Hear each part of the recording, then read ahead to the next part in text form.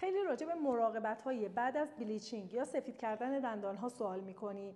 بعد از بلیچینگ دندان‌ها یا حین بلیچینگ دندان‌ها بهتره که مواد رنگی مثل نوشابه، شکلات، چای غلیظ، قهوه غلیظ اینجور موارد رو مصرف نکنین و بعد از درمان بلیچینگ یا حین درمان بلیچینگ ممکنه که دندان‌های شما به مقدار بسیار کم حالا یا یه مقدار بیشتر حساس بشه. نگرانی بابت این داستان نداشته باشین.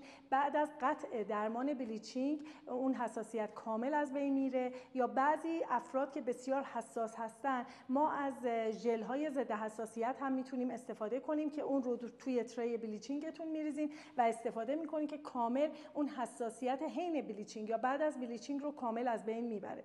پس بنابراین بعد از سفید کردن دندان، چون دندان شما الان سفید شده و به هر حال یه هزینه هم بابت این داستان کردین، بهتره که مراقبت کنین از اون دندان های سفیدتون. خب همونطور که گفتم مواد رنگی مصرف نکنین، مواد ترش و ترشیجات سعی کنین کمتر مصرف کنین، دخانیات مثل سیگار، قلیون و حالا مواردی از این قبیل رو بهتره که استفاده نکنین و از خمیردندان های سفید کننده استفاده کنین.